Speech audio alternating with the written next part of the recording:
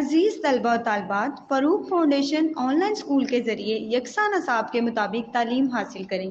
अगर हमारी वीडियोस पसंद आएँ तो चैनल को सब्सक्राइब करें और दोस्तों के साथ शेयर करें और बेल आइकन को लाजमी दबाएं ताकि आइंदा आने वाली तालीमी वीडियोस आप हासिल कर सकें। अस्सलाम वालेकुम बच्चों, उम्मीद है आप सब खैरियत से होंगे। बच्चों, ऑनलाइन स्कूल से आप मुकम्मल तालीम हासिल करके बोर्ड का इम्तहान बराए जमात नहम और दहम बेहतर तौर पर पास कर सकते हैं। आप अपनी उम्र और तालीम के मुताबिक मज़ीद तालीम हासिल करें। वालिदैन से फ़ोन या कंप्यूटर पर हमारी वीडियोस के ज़रिए तालीम हासिल करने की दरख्वास्त करें। रोज़ाना 1 से 2 घंटे ऑनलाइन पढ़ाई करें और जब आप स्कूल जाएंगे तो आपको मज़ीद किसी मदद की ज़रूरत नहीं होगी। इस तरह पढ़ाई करके अपना वक्त और वालिदैन के अखराजात में बचत कर सकते हैं। ऑनलाइन स्कूल की कोई फ़ीस नहीं है। आप जूम पर भी क्लासेस का फ़ायदा उठा सकेंगे। हर मजमून की मुकम्मल तालीमी वीडियोस मौजूद हैं। Assalamu alaikum students. Today we are going to start our new chapter, which is denudation.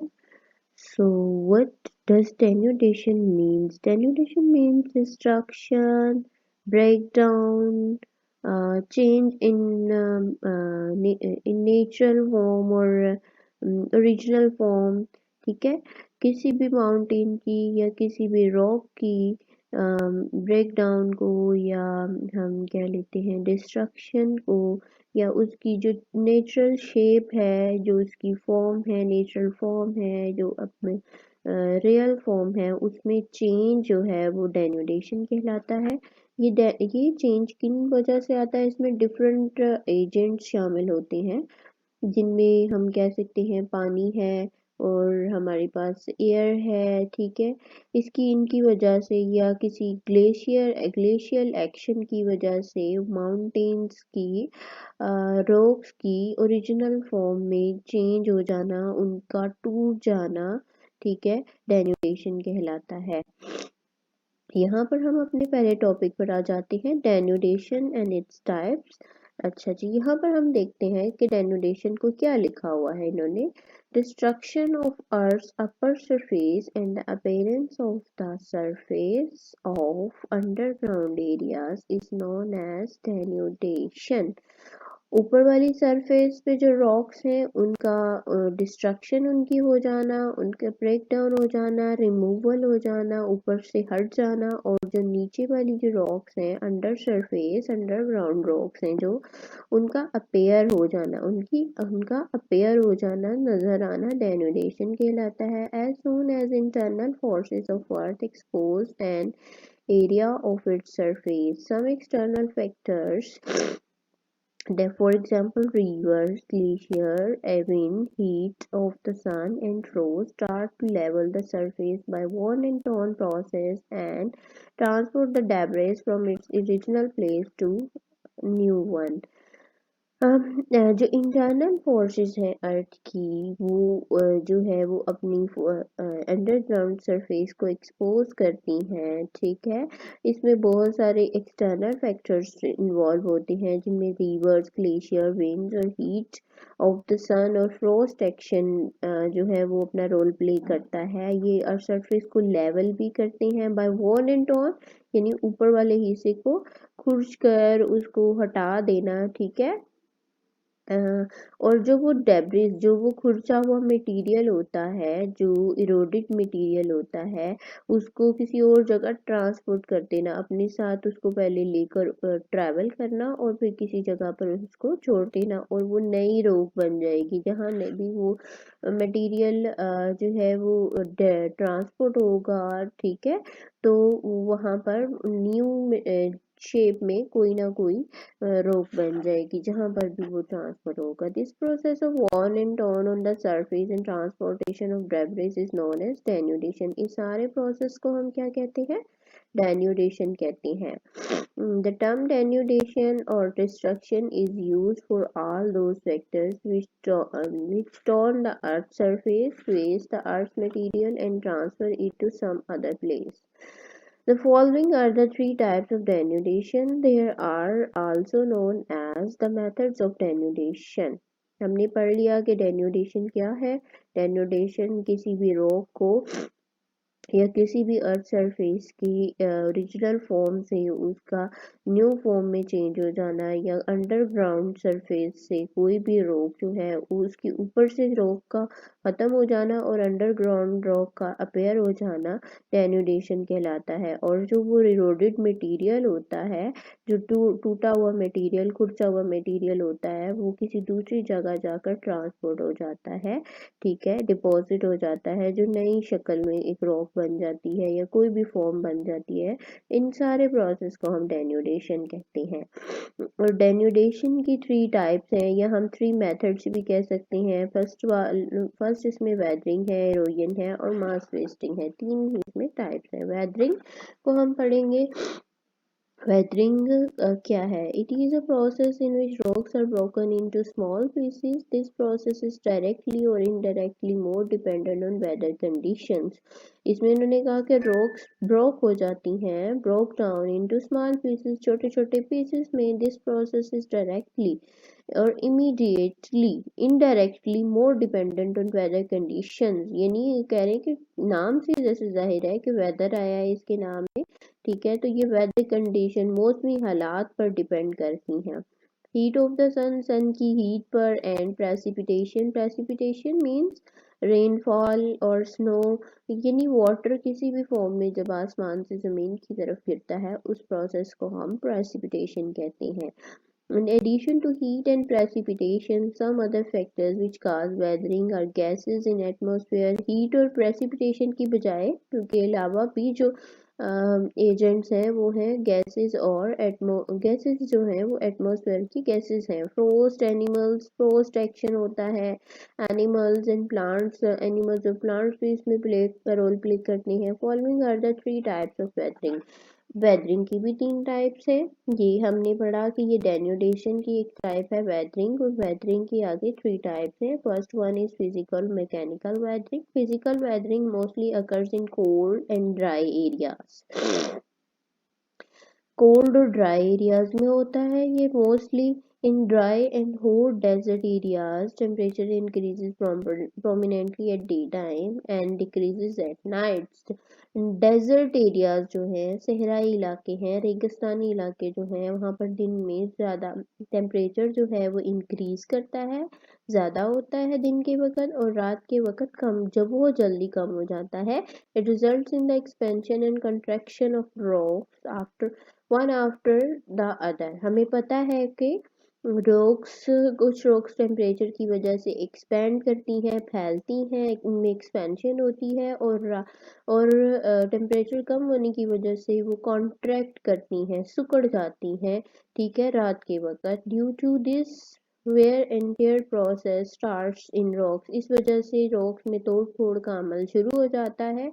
It ultimately tears them in small fragments, जैसे जैसे वो रोजाना कॉन्ट्रैक्ट और एक्सपेंड करेंगी, इस तरह से वो वीक हो जाएगी और वो स्मॉल पीसेस में, स्मॉल फ्रेगमेंट्स में वो ब्रोक हो जाएंगी, टूट जाएंगी। It is a process, it is a property of water that when it फ्रीजेज it expends. हमें पता है कि जब पानी हम लोग फ्रीज करते हैं या पानी खुद ब खुद फ्रीज होता है तो वो एक्सपेंड करता है, वो फैलता है, उसका वॉल्यूम ज़्यादा हो जाता है।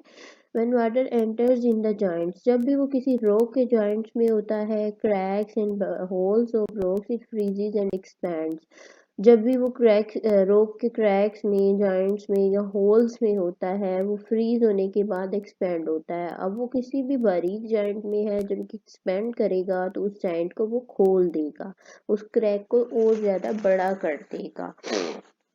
It results in the shattering of rocks. Shattering means rocks की तोड़-फोड़. Even the hard volcanic rocks shatter into small fragments due to the continuous freezing and expansion of water.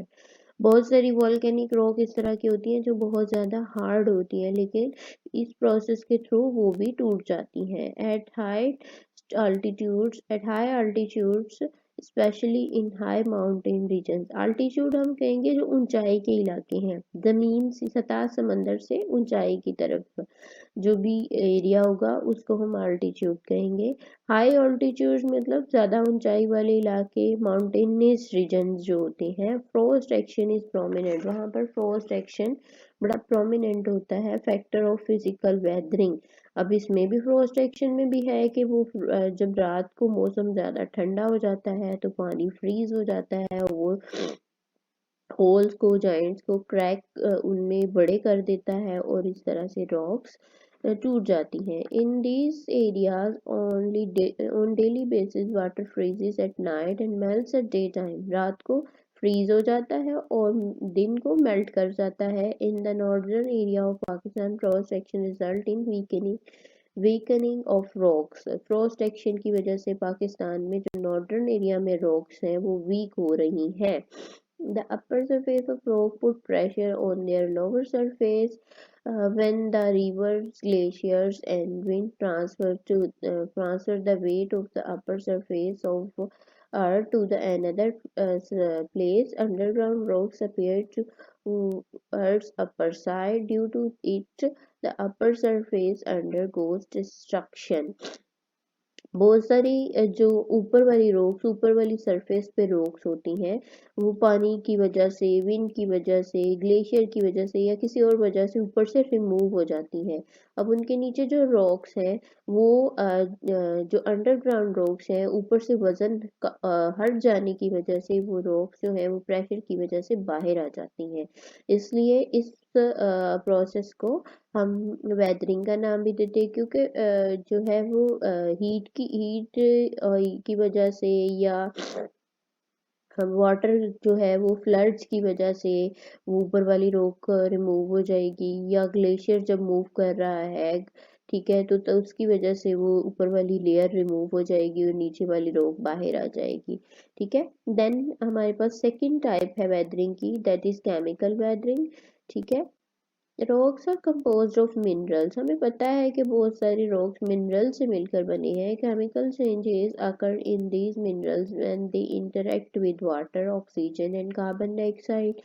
अच्छा, ये मिनरल्स डिफरेंट केमिकल्स से मिलकर बने हैं, तो उनमें जो केमिकल एलिमेंट्स हैं वो रिएक्ट कर जाएंगे ऑक्सीजन के साथ, कार्बन डाइऑक्साइड के साथ या पानी में हाइड्रोजन के साथ मिक्स होकर वो वहाँ से जो है वो इवेपोरेट हो जाएंगे और जो पीछे जो रॉक रह जाएगी वो जो है वो डिस्ट्रक्शन उसमें हो जाएगी। These changes weaken the rocks which ultimately break down, ये इन चेंजेस की वजह से रॉक्स जो है वो वीक होकर टूट जाती हैं। The breakage and destruction of rocks due to chemical process is known as chemical weathering. इन केमिकल प्रोसेसेस की वजह से जिनमें केमिकल रिएक्शंस होते हैं, ठीक है, और जो रॉक्स टूटती हैं इस वजह से, इस सारे प्रोसेस को केमिकल वेदरिंग कहते हैं। When water interacts with the minerals of rocks, a chemical process takes place which is known as a hydrolysis.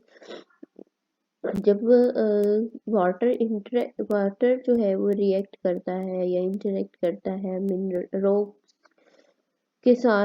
के मिनरल के साथ, इस प्रोसेस को हम हाइड्रोलिसिस कहते हैं। When rain enters joints and cracks and pores of rock, salts and minerals dissolve in it and form a solution. This solution weakens the rest of the rock and breaks it down into small fragments. जब भी बारिश होती है, ठीक है, पानी उसमें मौजूद मिनरल्स को या सॉल्ट्स को अपने अंदर डिसॉल्व कर लेता है और वो जो सोल्यूशन बन जाता है, जब वो उस रॉक पर पड़ा रहता है तो उस रॉक को मज़ीद वीक करता है, उसको ब्रेक करता है छोटे छोटे पीसेस में। If any iron nail is kept outside in the air from a long time, it results in the rusting of iron nail.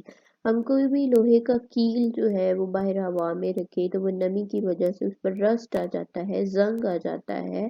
ठीक है, with increase in rust the nail become so weak that it can be broken easily. In the same way, The rocks which contain iron break down by the process of oxidation.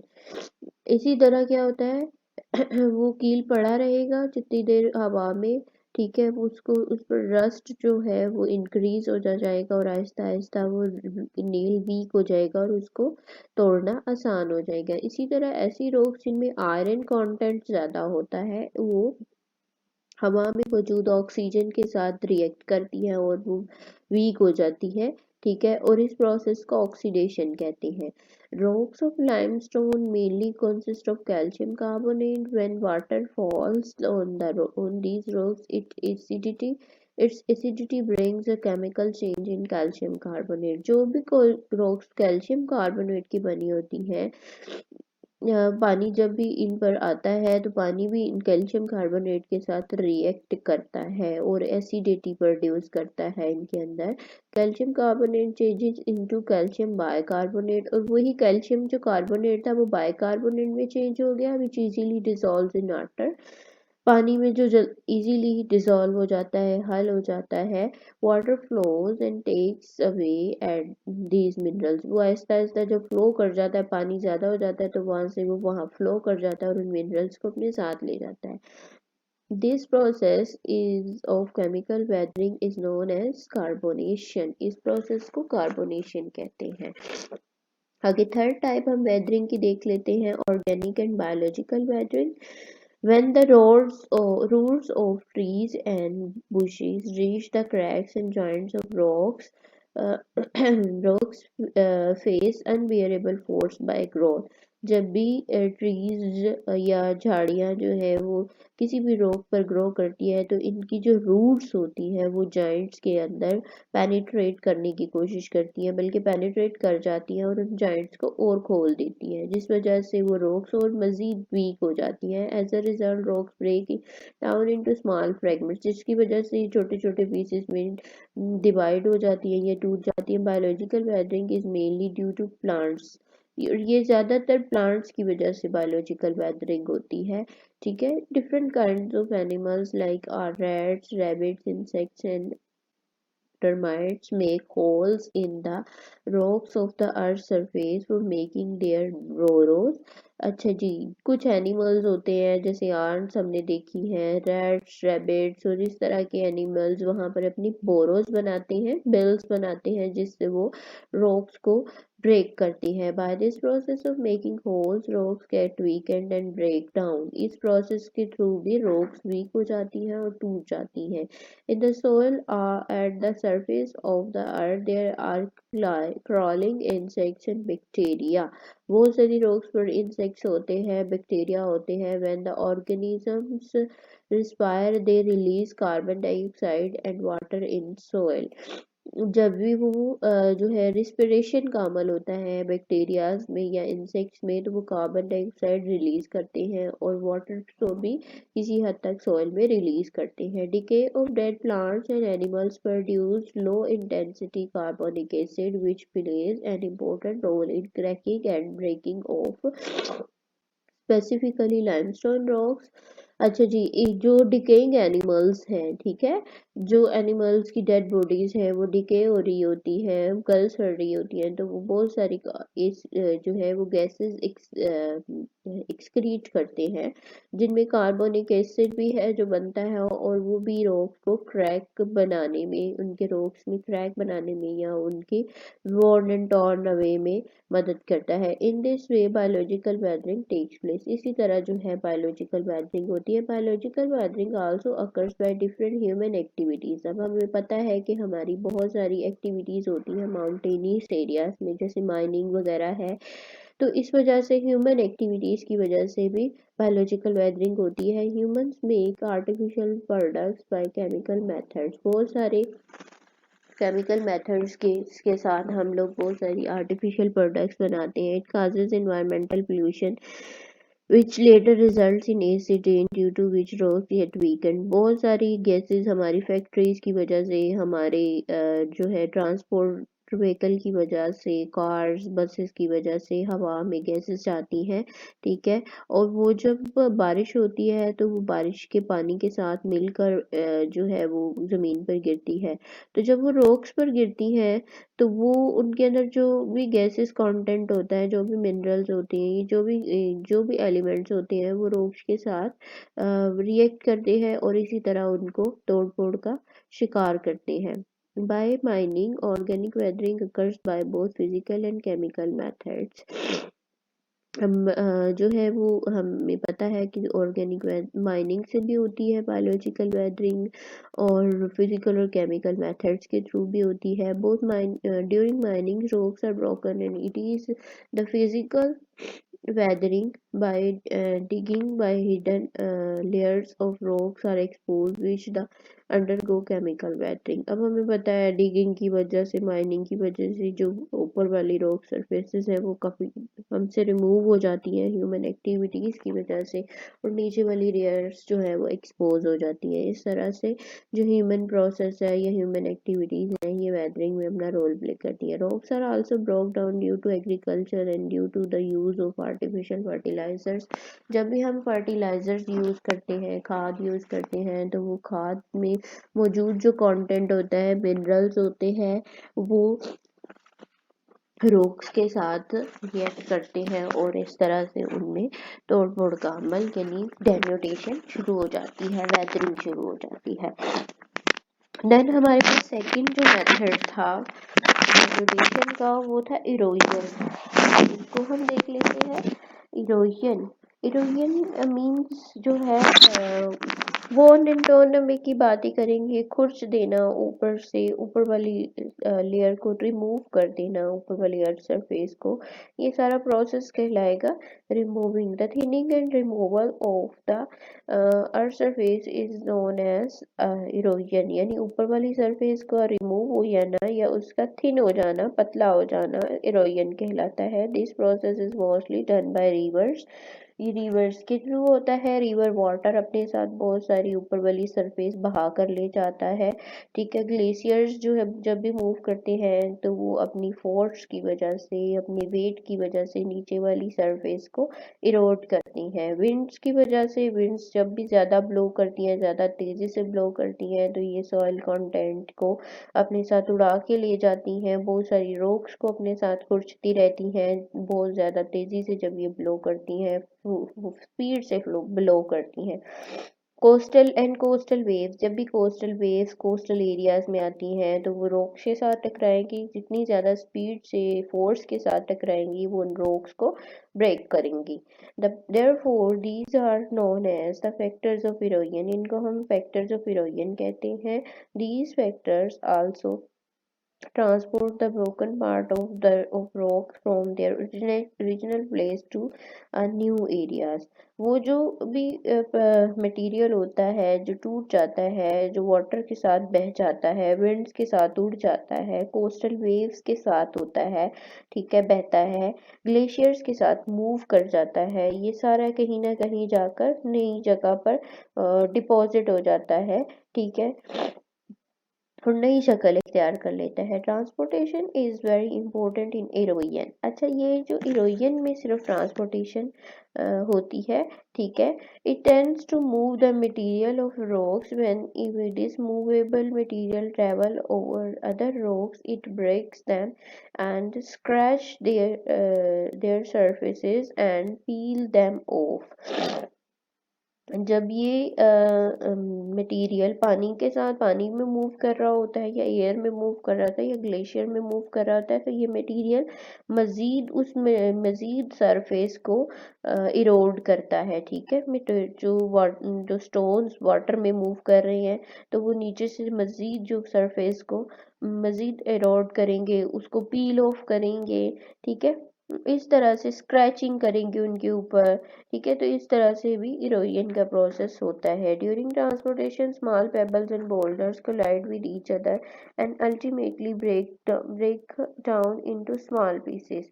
ऐसा ही होता है जब वो particles, जो भी stones pebbles move कर रही होती हैं, ठीक है, तो वो एक दूसरे के साथ भी टकराती हैं, ठीक है, कोलाइड करती हैं। ऐसा ज़्यादा पानी में होता है, जब रिवर वाटर में स्टोन्स मूव करते हैं तो वो एक दूसरे के साथ कोलाइड कर रहे होते हैं, टकरा रहे होते हैं, तो वो फिर मज़ीद एक दूसरे को तोड़ते हैं, ठीक है। और नीचे से सरफेस को भी इरोड करते हैं। It must remember that erosion starts after weathering and mass wasting. Erosion जो है वो वेदरिंग और मास वेस्टिंग के बाद स्टार्ट होती है, ठीक है। अच्छा, इसमें है कि जब वो वाटर में कोलाइड करते हैं ना, तो वो एक दूसरे के स्टोन्स को स्मूथ भी करते हैं। आपने देखा होगा कि रिवर बेड्स पर बहुत स्मूथ गोल गोल पत्थर पड़े होते हैं, तो वो इसी प्रोसेस की वजह से, एक दूसरे के साथ टकराने की वजह से, उनके जो कॉर्नर्स है वो स्मूथ हो जाते हैं, गोल हो जाते हैं, ठीक है। Rocks present in at earth surface get weakened due to weathering. जो भी रॉक्स अर्थ सरफेस पर होती हैं वो वीक हो जाती हैं वेदरिंग की वजह से। Their upper surface separates from lower surface. उनका ऊपर वाला हिस्सा लोअर सरफेस से जो है वो सेपरेट हो जाता है। This debris washes away with reverse winds and glaciers. Debris जो है वो उनके साथ मूव कर जाता है, जो मटेरियल है मूव कर जाता है रिवर्स विंड्स और ग्लेशियर्स के साथ। These factors also transport the debris and deposit it some other place. वो सारा डेब्रिस जो है दूसरी जगह पर डिपॉजिट हो जाता है ट्रांसपोर्टेशन के बाद। Mass wasting means the movement of rock material from higher to lower region. Mass wasting का क्या मतलब है? रॉक्स का मूव कर जाना from higher to lower region, ठीक है। हाइट से नीचे की तरफ गिर जाना या मूव कर जाना gravitational, due to gravitational force of the earth. Earth की ग्रेविटी की वजह से। Weathering is a process in which matter और on earth surface becomes weak. Weathering का जो प्रोसेस है उसमें रॉक्स वीक हो जाती हैं या ब्रेक हो जाती हैं, ब्रेक होकर वहीं गिर जाती हैं, ठीक है, या वीक होकर वहीं पड़ी रहती हैं। और मास वेस्टिंग में ये होता है कि वो हाइट से नीचे की तरफ गिर जाती हैं, ठीक है। लेकिन इरोजन में ये होता है कि वो पानी जब उन वीक रॉक्स के ऊपर से, या वो विंड उन वीक रॉक्स के ऊपर से गुजरेगी, या ग्लेशियर उन वीक रॉक्स के ऊपर से या उस डेब्रिस के ऊपर से गुजरेगी जो पहले ही वेदरिंग की वजह से ब्रेक अवे हो गया है, तो वो उनके साथ मूव कर जाएगी। वेदरिंग में सबसे इम्पोर्टेंट फैक्टर क्या है? ट्रांसपोर्टेशन का। वो उनके साथ मूव कर जाएगी।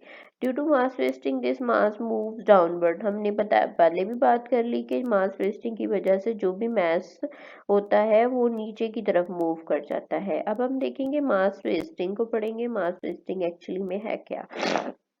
Due to gravitational force of the earth, the rock stuff travel along the slopes towards the lower areas. It is known as mass wasting. हमने बात किया कि rocks जो है वो हायर सरफेस से नीचे की तरफ लोअर सरफेस की तरफ मूव कर जाती हैं, या पहाड़ों के ऊपर कोई रॉक टूट गई है तो वो ग्रेविटी की वजह से नीचे गिर जाएगी, इसको हम मास वेस्टिंग कहते हैं। It is also the rocks are distorted by weathering. Weathering की वजह से भी होता है ऐसा, वेदरिंग की वजह से रॉक्स वीक हो जाती हैं।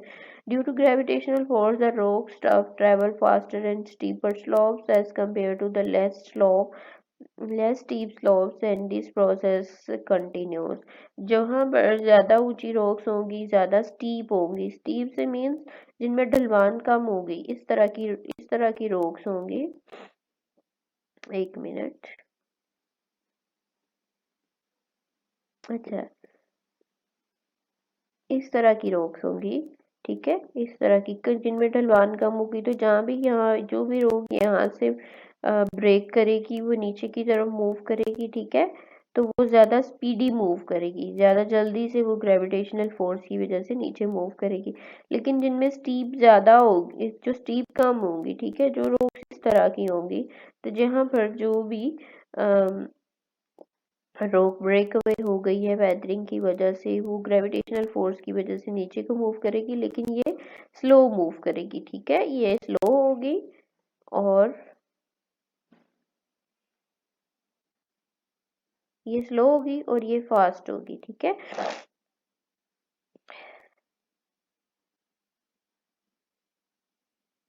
अच्छा, आगे हम बात करते हैं soil creep and mud flow. एक दूसरी टाइप है मास वेस्टिंग की, जिसमें जो सॉइल है वो वहाँ से मूव कर जाती है सॉइल, बहुत बड़ी अमाउंट में सॉइल जो है वो वहाँ से मूव कर जाती है, या ज़्यादातर ज़्यादा रेनफॉल की वजह से वहाँ पर मड बन जाता है, ठीक है, कीचड़ बन जाता है एक, तो वहाँ से सॉइल जो है वो मड वहाँ से फ्लो कर जाता है नीचे की तरफ। और prominent movement during mass wasting, ठीक है, in mass wasting soil creep is slow while mud flow is fast due to the amount of water। अब सोयल क्रीप भी वाटर की वजह से होती है और मड फ्लो भी वाटर की वजह से होती है, ठीक है।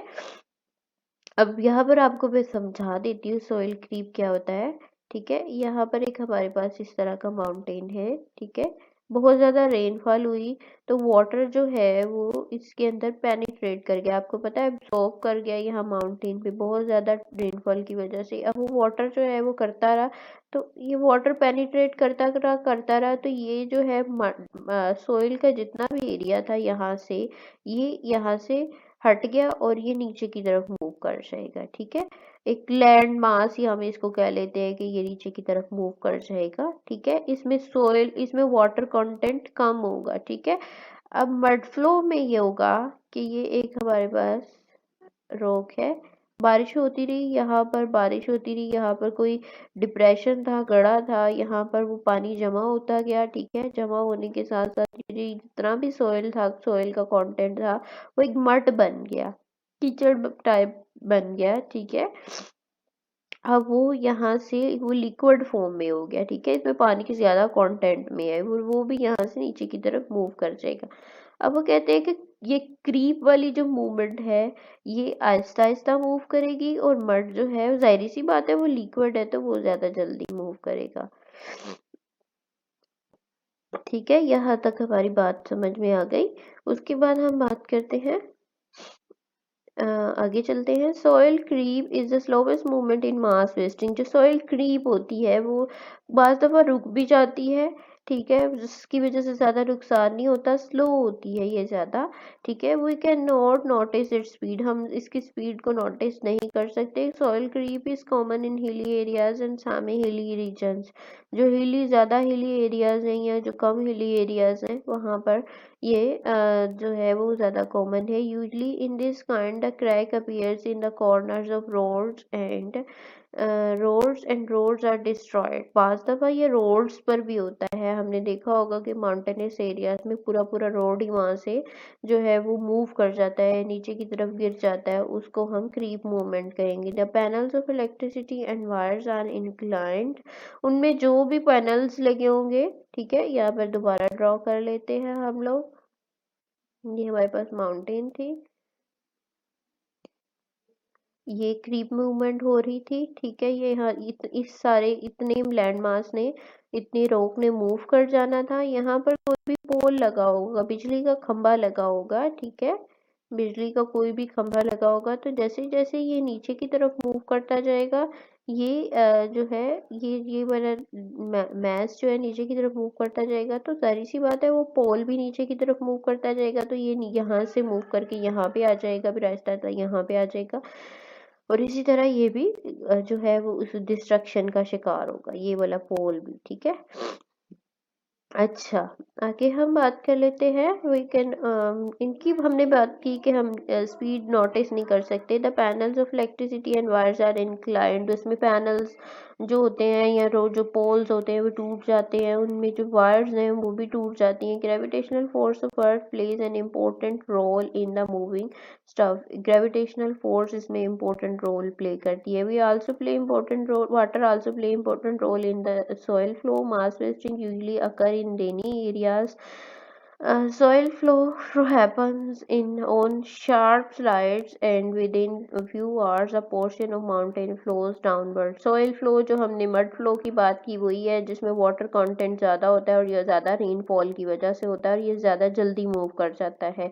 इधर से बारिश हुई, इधर से वहाँ से soil flow move कर जाती है नीचे की तरफ। The flow of mud is an important type of mass wasting. It is an environmental problem. ये environmental problem भी है, जाहिर सी बात है, वहाँ जहाँ जिन एरियाज में ज़्यादा बारिश होगी वहाँ पर मड फ्लो ज़्यादा होगा। This mud is a kind of soil debris stream. During its flow, the rainwater takes away the weak and soft minerals of rocks. This process occurs in few hours. If villages and other features come in its way, they are vanished for always.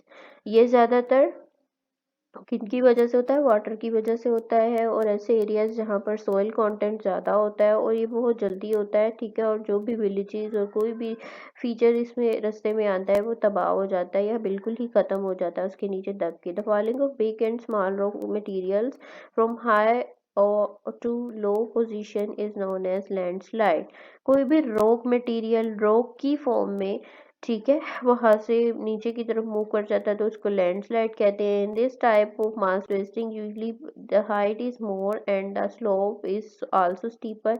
इस तरह की land mass wasting में क्या होता है कि steep rocks की ढलवान ज्यादा होती है, वो ज्यादा स्टीपर होती हैं, ठीक है। Rocks become weak by weathering, weathering की वजह से वीक होती हैं। And due to gravitational force the stones fall downwards, और बहुत स्टोन्स छोटे भी होते हैं बड़े बड़े भी होते हैं, बड़ी बड़ी रॉक्स भी होती है जो नीचे की तरफ मूव कर जाती हैं। Due to the landsliding the paths are blocked, जो रास्ते हैं वो ब्लॉक हो जाते हैं। Roads and buildings are distorted. If the landslide is big then it might stop the path of rivers. अगर ज़्यादा बड़ी लैंडस्लाइडिंग हो गई है तो वो रिवर्स का रास्ता भी बंद कर देती हैं। Due to a big landslide a large lake has been form near Attabad in Hunza valley. Hunza valley में भी ऐसा ही हुआ था, जो अताबाद लेक है वो लैंडस्लाइडिंग की वजह से रिवर का रास्ता बंद हो गया था और पानी वहां पर जमा होना शुरू हो गया क्योंकि उसको फ्लो करने के लिए रास्ता नहीं मिल रहा था, तो इसलिए वहां पर जो है वो अताबाद लेक बन गई। ठीक है, आज की क्लास में इस लेक्चर में हम लोग इतना पढ़ेंगे, ठीक है। आगे हम अपनी लेक्चर को कंटिन्यू करेंगे। आपने क्या करना है, इसको अच्छे से रीड करना है, अच्छे से समझना है, ठीक है। फिर उसके बाद आपने इसका पार्ट 2, इस चैप्टर का पार्ट 2 आपने देखना है, ठीक है। तब तक के लिए अपना ख्याल रखिएगा। अल्लाह हाफिज।